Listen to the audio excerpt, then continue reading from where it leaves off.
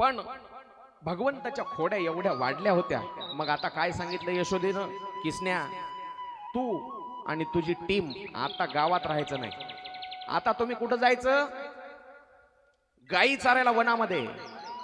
उद्यापासून उद्या सकाळी कृष्णा तू गायी चारायला निघणार.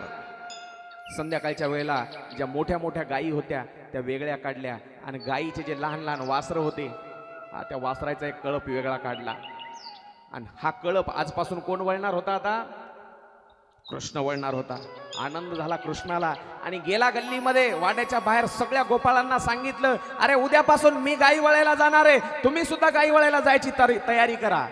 तुम्ही गाया घेऊन सारे गोपाळ रानात, तुम्ही गाया घेऊन सारे गोपाळ रानात या, तुम्ही गाया घेऊन सारे गोपाळ रानात या, या, या, या, या.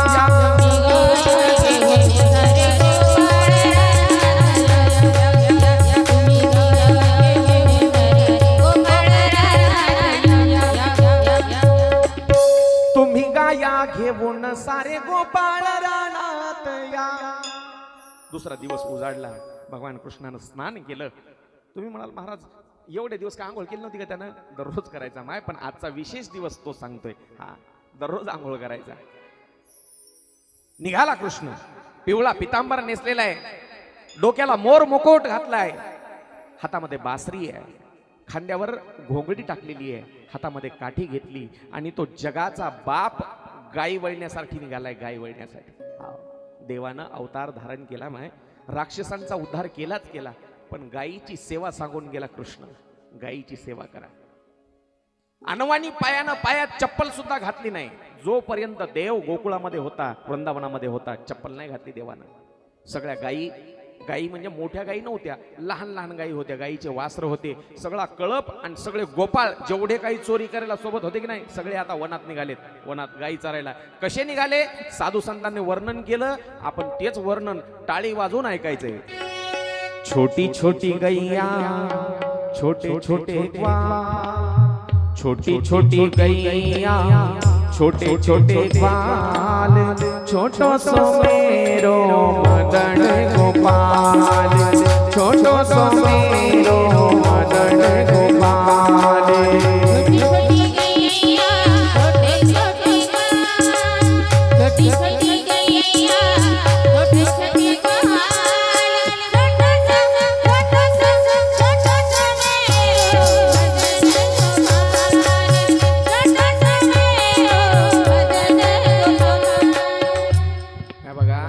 इथून इतक्याच महिला मंडळी टाळ्या वाजवतात नाही. अजून पाठीमागे बसलेल्या महिला मंडळी पंक्तीला अजून बराच टाइम आहे, तोपर्यंत भजन करा, भूक लागते. हा, हात वर करायचा माय. पाठीमागे आवाज येतोय नक्की. इकडं या बाजूला शाळेकडच्या इकडच्या. हा, छोटी छोटी गैया छोटे छोटे ग्वाल, छोटी छोटी गैया छोटे छोटे ग्वाल, छोटा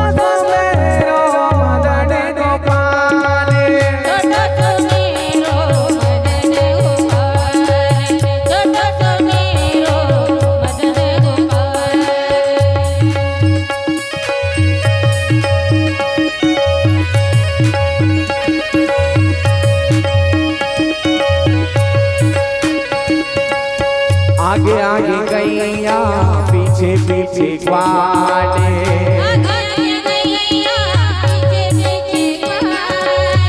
आगे आगे गैया पीछे पीछे ग्वाले,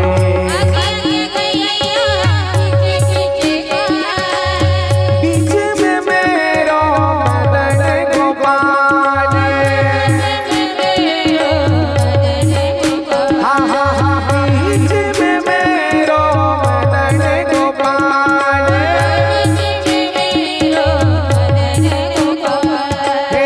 छोटी छोटी गैया छोटे छोटे ग्वाले,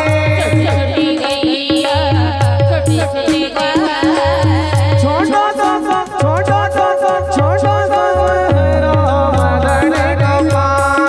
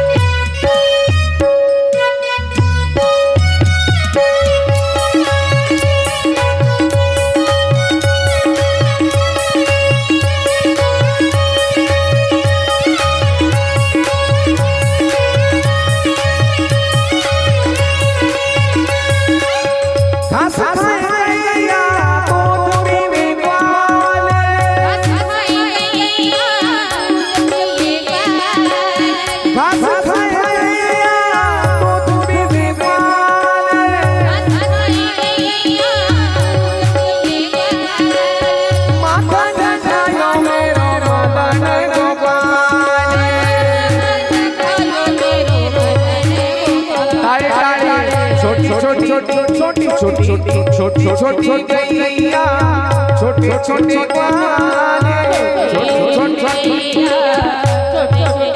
तारे तारे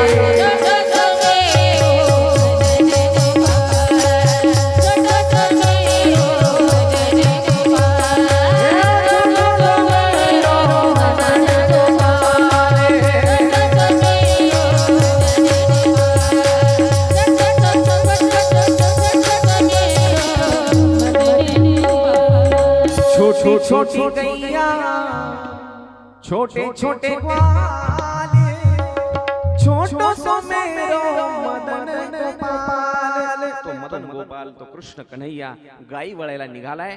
गोड वर्णन केलं साधू संतांनी. छोट्या छोट्या गायी आहेत, पुढे चालतायत, पाठीमागं गोपाळ चालतायत आणि त्याच्या मध्यभागी चालत चालत तो कान्हा बासरी वाजवतोय. शोभून दिसणार ते रूप साधू संतांनी. हे झालं हिंदी भजन, हे झालं हिंदी भजन. मराठीत सुद्धा गोड साधू संतांनी वर्णन केलं. पावा घोंगडी घेवोनी पायी हो पावा घोंगडी घेवोन पायी संगे गोपाळ घेवोन गायी वृंदावनी वेणू वाजविला सुसुरे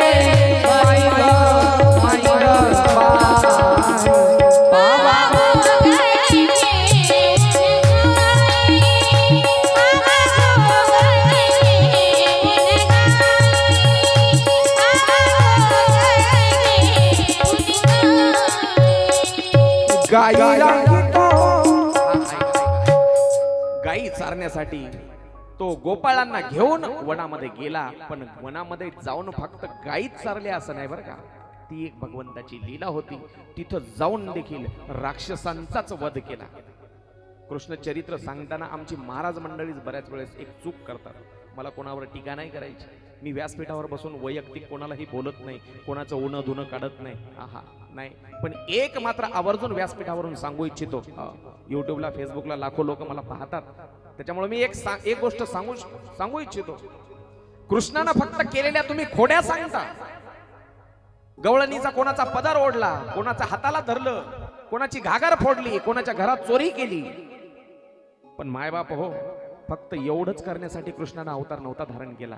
राक्षसांचा संहार करण्यासाठी, साधू संतांचं भक्तांचं रक्षण करण्यासाठी, गाय ब्राह्मणाचं रक्षण करण्यासाठी माझ्या देवानं अवतार धारण केला होता. ऐका, कृष्णाला बदनाम करून सोडलं लोकांनी. कोण? आजकालच्या फालतू कवी लोकांनी.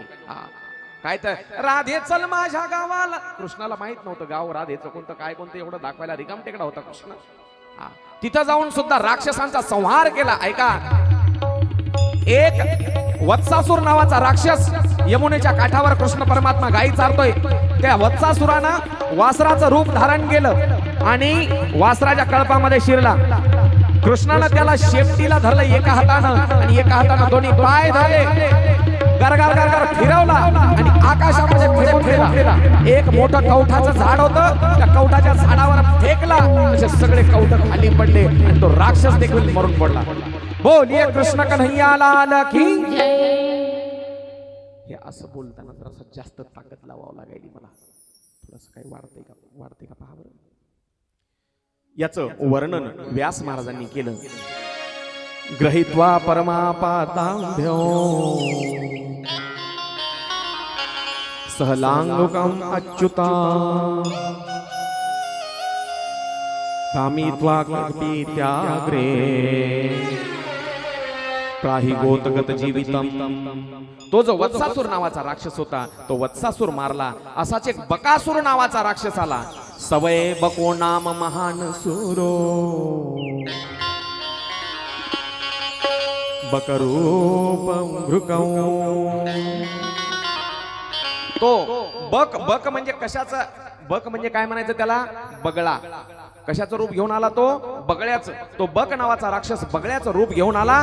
खूप मोठा आकारानं मोठा असलेला तो राक्षस एका मोठ्या बगळ्याचं रूप धारण केलं आणि एकदम झेप घेतली. त्यानं कृष्णाला गिळलं आणि कृष्ण परमात्म्यानं त्याची चोच फाडली आणि त्याच्या शरीराचे दोन भाग केले आणि तो बकासूर नावाचा राक्षस ठार मारला. बोलिए कृष्ण कन्हैया लाल की.